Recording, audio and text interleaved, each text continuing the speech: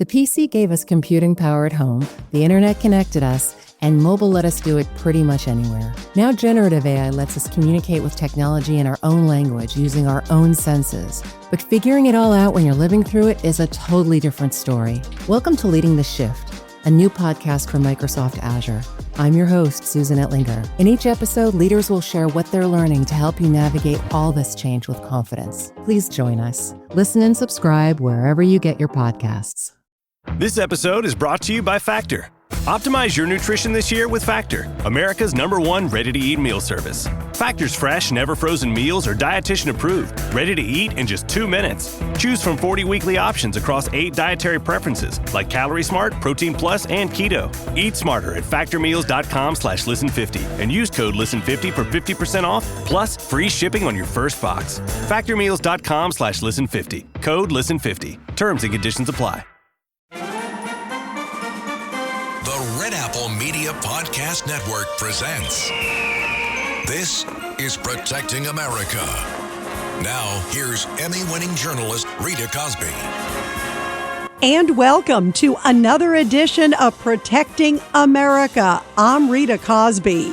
President Trump has secured the border and now is looking for ways to expedite the deportation of the criminal migrants from this country. And joining us is someone who certainly has worked very hard at protecting America for many decades. Ron Vitiello. He is the senior advisor for the U.S. Customs and Border Protection. He's also former acting director of ICE and also former chief of Border Patrol. Ron, great to have you here. Thanks for inviting me, Rita. Good to be with you. How many people do you believe maybe under the Biden administration got here illegally? And of that, how many do you believe are maybe even hardened criminals that really need to be prioritized as the worst of the worst to get out of this country? Well, way too many. We had 4 years of complete chaos at the southwest border. And unfortunately, we had an administration with Biden and Harris that really deceived Americans about what actually was occurring on the southwest border. So if you look at the numbers that the government published during those 4 years, there were 11 million, a little more than 11 million encounters by CBP. What that means is they put hands on and encountered 11 million people who came in that 4-year period. The secretary himself said that 85% of everything that they arrested during his tenure were released into the United States. And then of that 11 million, that's 2 million known gotaways. And for the inside baseball, a known gotaway is someone that the Border Patrol saw but could not apprehend. And there's a lot more unknown gotaways that, you know, people who live and work on the border know that there's probably millions of those altogether. And so when President Trump was on the campaign trail promising to fix this problem, he talked about upwards of 20 million people who came in that short amount of time. So it's at least that number. And like you said, many of them have serious criminal histories, have done terrible things already in the United States. We saw, Jocelyn Nungarai, Rachel Marin, Laken Riley. There are real poignant examples of the death and destruction caused by these folks. You know, I thought it was very powerful, those images at the White House that were put up just a few days ago, Ron. And they had the cases of people who've been arrested so far and listing the crimes that they have committed. They were rape, murder, molestation. I mean, really horrible crimes. And some of the people that ICE has encountered really do represent some of the worst of the worst. Yes, that was 100 in 100 days. And you're right. These were folks that there's no reason for them to be in the United States. The crimes that they committed are completely preventable. And so you had a combination of a chaotic border brought to you by Joe Biden and Kamala Harris. And then you have these sanctuary cities. And in the case of California, the entire state, they have a destructive policy that makes them essentially give sanctuary to people who are in the country illegally. That would be bad enough. But these are folks that also committed crimes in the jurisdictions in which they live. And so, yeah, you combine that chaotic border and sanctuary cities, it puts us all at risk. And those posters on the White House, the 100 people who were taken into custody in the first 100 days, and it's not just those 100, it's thousands, tens of thousands, but an example of the risks that we faced and still do, because some of those folks are still here. And so,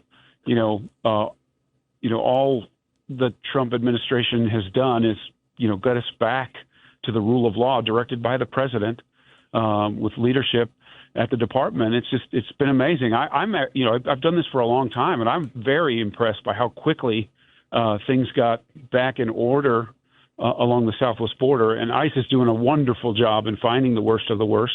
There's still a lot to do. We have to talk about sustaining the operations at the physical border, and ICE needs a bit more resource to scale up so they can cover the problems that still exist, and do more in the interior. But it is going very well for the time that we've spent on it so far. And Ron, you talked about staffing. I know one of the requests, I think, correct me if I'm wrong, I think it's like 5,500 agents are essentially, their immigration agents are essentially in this country. That is not a lot.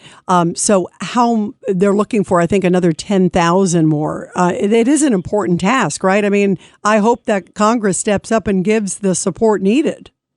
Yeah, we're very hopeful, and we've been giving technical support to the Hill so that the reconciliation, when it comes forward, has the kind of resources in it that allows us to scale up the operations that still need full funding.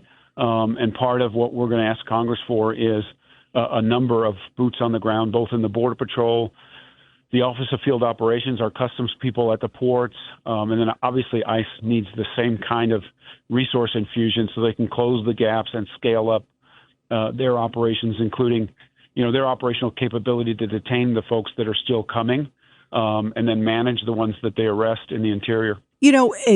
Secretary Noem, of course, the Secretary of Homeland Security, she has played a big role in this. I mean, I think she's been fantastic. She also went down to El Salvador. That image of her standing there in El Salvador at the at the big mega prison there with all the guys behind her. I thought that was an incredible, powerful message it sent. Talk about the job that she's done, because she also had the 100-day mark recently. Yeah, she's been great. She's really, leaned into the job, visited the front lines in every category, provided leadership in the White House, in the Oval Office, in the Situation Room, and has just done a wonderful job understanding what the needs are, and providing resources and leadership, and specifically in the turning these applications around to serve Americans. Her messaging to the world about now is not the time to come. Remember, we had a fake border czar that told people not to come, and no one listened because the conditions on the ground suggested it was time to come under Joe Biden. And she's been out there very forcefully, engaging with the workforce, engaging with foreign partners, including El Salvador. And it's just been, a great leader in a time when leadership matters. And, she's obviously working on the agenda of the president, but it's not just the department. That would be good enough. But the interagency is working very well. That leadership level in the cabinet, in the Homeland Security space, has been amazing. I've done this quite a while, and listening to these calls, directed by the White House with her, leading some of them, it's just amazing how seamless the interagency works. And that's kind of a very Beltway thing, like, oh, the interagency, the whole of government, we're going to solve this problem. We're all going to do it. We say that a lot. I've said that a lot in my career, but now in practice, it is very seamless between us and the State Department, the Justice Department, Health and Human Services, ICE and CBP. It's just been amazing how quickly we've gone and how seamless the interactions are, because we have to depend on each other. There's not enough single resource in CBP to solve all the problems, but working closely with ICE, having folks at the State Department with a phone call can get jets flown into the Eastern Hemisphere. It's just really been refreshing. 5 immersive worlds, 1 amazing theme park. Get ready to explore the all-new Universal Epic Universe, featuring the wizarding world of Harry Potter, Ministry of Magic, Super Nintendo World, How to Train Your Dragon, Isle of Berk, and Dark Universe. Epic Universe opens May 22nd at Universal Orlando Resort. Our universe will never be the same. Tickets and packages on sale now at universalorlando.com. Shopping is hard. I can never find anything in my size. I don't even know my size. I buy my clothes the same place I buy my groceries. There's a better way. Make it easy with Stitch Fix. Just share your size, style, budget, and done. Your personal stylist sends pieces picked just for you. That was easy. Stitch Fix, online personal styling for everyone. Free shipping and returns. No subscription required. Get started today at stitchfix.com. Morning decisions. A creamy mocha frappuccino drink? A sweet vanilla? Maybe a smooth caramel? Or that white chocolate mocha? Whichever you choose, delicious coffee awaits. Start your day with bottled Starbucks Frappuccino drinks. Pick up a bottle near you wherever you buy your groceries. Your gut affects everything, even your mood. So Ollie created 2 brand new products to take care of your insides. Ollie Big 10 Probiotic has 10 strains of probiotics, their most ever, to support a healthy gut microbiome, immune system, and stress response. And Ollie Super Good Superfoods delivers 15 superfoods in tasty gummy form. Find them at ollie.com and exclusively at Walmart. Ollie! These statements have not been evaluated by the Food and Drug Administration. This product is not intended to diagnose, treat, cure, or prevent any disease. It must be such unbelievable coordination between all the different layers. You've got Secretary Noem, you've got, of course, the border czar, Tom Homan, you've got the president, of course. And yet there really is a lot of overlapping, too, with the agencies. How important is that, like expedited communication? And also, Rana, it's also important to all be on the same page, right? 100%. Yeah, everybody is rowing the boat in the same direction. And there's a lot to do, right? The physical border stuff, these applications, the abuse of parole, rescuing these children that have been lost by the previous administration. So that all has to come together in a very cohesive way. And it is really great to see, leadership doing that at every level, as you said, not just at the cabinet level. That'd be enough, for them to talk nice about each other, but they all seem to get along very well personally, in the interactions. But they've all directed their teams to work in a direction that has really been effective. One of the big cases that everyone's been talking about is the Kilmar Abrego Garcia case. There's been so many details that have come out in recent weeks after we saw Senator Van Hollen, the Democrat of Maryland, go down to El Salvador and essentially say, we've got to get this guy back. And now we've heard so many details about the traffic stop that involved him and others many years ago and what the Tennessee Highway Patrol thought of back then, also immigration judges. And then the audio of the wife just came out recently, Ron Vitiello, and it was very hard to listen to because she's now saying, well, during COVID, people go through tough times. But boy, oh boy, the audio from just a few years ago, she really described someone who was beating her and repeatedly, so much so she was trying to get a protective order. What does that say to you when you see still a number of Democrats and others saying that, we've got to get this guy back to the United States? The more you hear about him, most people say, keep that guy out of here. Yeah, those of us that knew enough about the case, and I don't know all the legal permutations of it, but those of us that know like his background and his record and why he's in El Salvador, knew that he wasn't Father of the Year. He wasn't Husband of the Year. The more the public learns, the more common sense it looks as though why we sent him to El Salvador. But it is very disappointing to see Democratic politicians talk about him like he's some, saint. They're going to nominate him for sainthood and that he should be brought back to get due process. Well, look, I'm not a lawyer. I do know what due process means. I took an oath to the Constitution a couple of times, and he got due process. He got the process that exists for people who are in the country illegally and request a hearing with an immigration judge. He had an opportunity to do that 2 times. He went to the initial hearing. He got ordered deported. He appealed that ruling and got ordered deported again. And then eventually he was found in the country illegally and he was actually deported. So that is the process. There are no other process.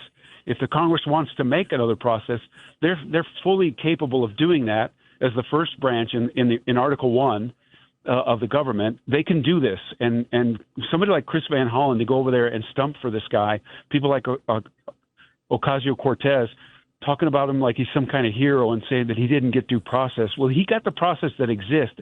And oh, by the way, Chris Van Hollen and Ocasio-Cortez and all the Democrats that are stumping for this individual, they fund immigration courts. They fund immigration judges. They fund immigration detention. They fund deportation flights and all the officers and agents that are involved in that process. That is the process. They can change it if they want to, but it is very disappointing for them to talk about it like some other thing that exists wasn't applied on his behalf, because he got all the things that are out there. Right. So he got all the layers that are afforded. And as you mentioned, too, there were a number of judges who ordered his deportation. It wasn't like, as Chris Van Hollen and some others try to portray, that he somehow like plucked off the street and didn't have any history or any form of due process. Right. That's exactly right. It's irresponsible for them to talk about like he somehow missed out on his due process opportunity under the Constitution. It's not true. It's also irresponsible for folks on the Democratic side to talk about like this could happen to anyone. It can't happen to anyone. It happens to people who already went through their hearing and were ordered by the judge to be removed. That's who it happens to. It doesn't happen to just anyone. It happens to people who violate the law. We heard from President Trump in the last few days some incentives for people to self-deport. One of them was offering like a $1,000 stipend, if you will, that once they've gotten to the country that they're going to be deported to, then they might get this incentive and also get a commercial flight out of the country. What's your reaction to that? Do you think people will take advantage of that and self-deport? One of the things President Trump has said is if you do it, if you go on the CBP Home app, you apply, you do it this way, you do it the right way, then you go to the front of the line. And if everything checks out, you can come back in here legally more expeditiously. You'd be vetted and you would get some preference. But if you don't do it, obviously there could be a lot of problems. Right. So this is the leadership. When Tom Homan, Kristi Noem, President Trump, when they are meeting the mandate that they got elected on, that the president got elected on, to protect the American people and secure the border, they turned around what was an abuse of parole in the CBP One app and turned that application into something that people can use to raise their hand, ask for assistance, and now get encouraged. There's an incentive now if they raise their hand and do, get in the system and ask for assistance to go back with a travel document from their country, airfare, and then now, a stipend so that when they land on the ground back home that they can get things going. I think it's great. Thousands of people have already signed up on CBP Home. A couple hundred have been removed that way. And I just want people to realize that, I've been in this business on and off for 40 years. The word self-deportation was not contemplated by the government before Donald Trump became the president again. And so I want people to realize how dedicated he is to doing using all the levers of authority and power and influence that he has as the head of the executive branch. But he's also got people on his team that can think very creatively to turn this application around and then now offer incentives for people to save us all. This is an efficiency play, right? If I don't have to go knock on your door, and then take you into custody, put you through a detention hearing, or if you don't qualify for that, set you up for a removal flight, when you can just raise your hand in the application, avoid the knock on the door, that's an efficient step. That means, that's getting paid for other funds. The enforcement officers can focus their time on the worst of the worst. And so this self-deportation method is a way for us to get more done. And it's also very efficient as it relates to the resources required to find people and remove them. Yeah, I was seeing Ron Vitiello that I think on an average to arrest, detain, and also to deport, it's like more than $17,000 for taxpayer dollars, obviously, to do that process for an illegal immigrant. And yet, if they self-deport and get this stipend, it's about $4,500. I mean, that's a big difference. Yeah, it's great. It is an opportunity to understand how dedicated we are to making this work, and we're using all of the methods, right? The traditional methods and this innovation that allows people to do it on their own. It's really great. Hey guys, have you heard of Goldbelly? It's this amazing site where they ship the most iconic, famous foods from restaurants across the country, anywhere, nationwide. I've never found a more perfect gift than food. They ship Chicago deep dish pizza, New York bagels, Maine lobster rolls, and even Ina Garten's famous cakes. So if you're looking for a gift for the food lover in your life, head to goldbelly.com and get 20% off your first order with promo code GIFT. Last week was our first playoff game, and my plaque psoriasis was so itchy under all my gear. Sometimes just thinking about scratching could take me out of the moment. And then my doctor told me I could get clearer skin with a pill called Otezla. Otezla apremilast is a prescription medicine used to treat adult patients with plaque psoriasis for whom phototherapy or systemic therapy is appropriate. Otezla can help you get clearer skin after just 4 months. Okay, ready for the next game. Talking to my doctor about a pill was a total game changer. Don't use Otezla if you're allergic to it. Get medical help right away if you have trouble breathing or swallowing, swelling of the face, lips, tongue, throat, or arms. Severe diarrhea, nausea or vomiting, depression, suicidal thoughts, or weight loss can happen. Tell your doctor if any of these occur and if you have a history of depression or suicidal thoughts. Live in the moment. Ask your doctor about Otezla. Call 1-844-4-OTEZLA or visit Otezla.com for prescribing info about cost, and more. You know, you brought up Joe Biden and President Biden. It just shows, like you said, what a stark contrast from even just by the numbers. But to have a president now in office who has a will and has a mandate and has a team, like you've talked about also, that is part of that. Doing that, it has been night and day. It was almost instantaneous that the border was secure, right? Yes, it went really fast. Like I said, I was very surprised how quickly we did it. I'm visiting in El Paso today with the Deputy Attorney General and some of his staff. And it is so refreshing to hear these agents talk about how they're back to business. They're back to protecting America. They're back to rescuing people who are being trafficked. And they talk about the border, which was only, maybe 5-6 months ago. They talk about it like it was a disaster area, and it was for 4 years. And now they talk about it like, oh, yeah, it used to be really busy here, but it's not anymore. And you could see evidence of it, flying over the desert and looking at the, what used to be, thousands of people coming into this area every day. It's down to a trickle. Still, again, lots to do, more wall to build, more tech, more access, more boots on the ground. But boy, oh boy, it looks so much better today than it did when Joe Biden was president. How much of it also is that the message has gotten out that there's a new sheriff in town and a team of sheriffs underneath him that's enforcing it? It seems like many fewer, not just is the border secure with just our great men and women on the border, and they know that they're going to get deported, but a lot of people are not even trying right now, but that the numbers are so low. I guess we've sort of terrorized the terrorists, if you will. Well, that's how it works. People respond to incentives. There are no incentives to sell all the things you have, give money to a smuggler, and try to get into the United States. Because if we find you, you're likely to get removed within the week. And if you have to go through other process to go there, you're going to be detained until you see the judge. And that incentive of not being released, or that consequence of not being released, and then the Justice Department has leaned in on this thing too. Like, we're prosecuting about 80% of everybody that crosses the border illegally. And that other 20% doesn't get prosecuted just because it's not logistically possible. Not that we couldn't do it, but, they have children, or they're sick, or we can remove them quickly otherwise. And so this whole of government, this interagency cooperation has really made a big difference. So you cross the border today, you are quite likely, 80% likely, to be referred for federal prosecution. We've established these military areas. The Department of Defense has declared parts of New Mexico and Texas as military areas for them to control, patrol, and fortify. And so if you cross into those areas, you're not only going to suffer the consequences of crossing into the country illegally without inspection, but you're also going to be sanctioned and referred for prosecution for being on a military base.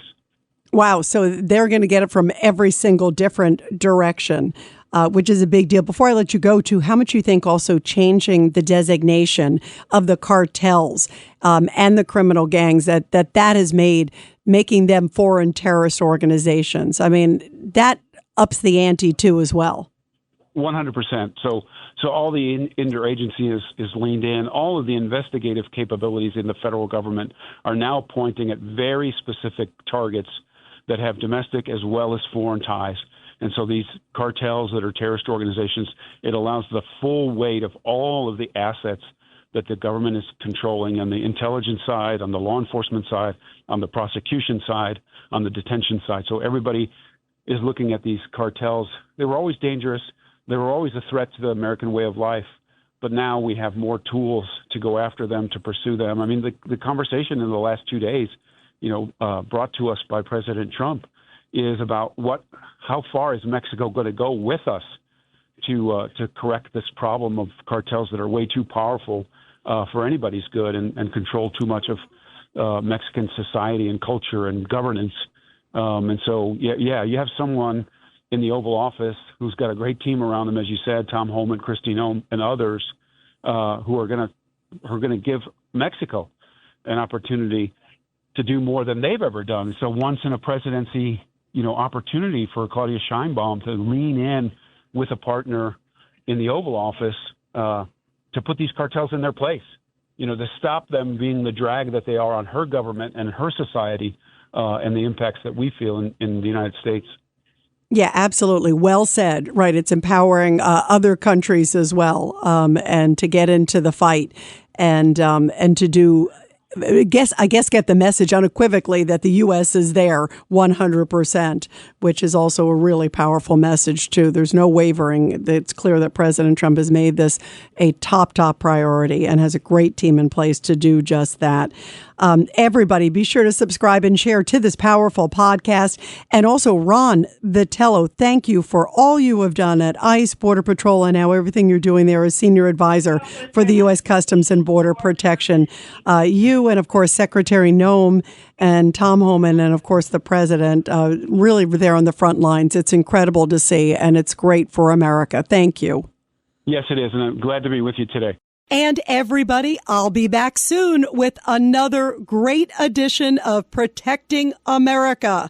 And of course, you can catch me every weeknight, 10 p.m. to midnight on the legendary WABC Radio. This is Rita Cosby, and thanks for all you do to protect America.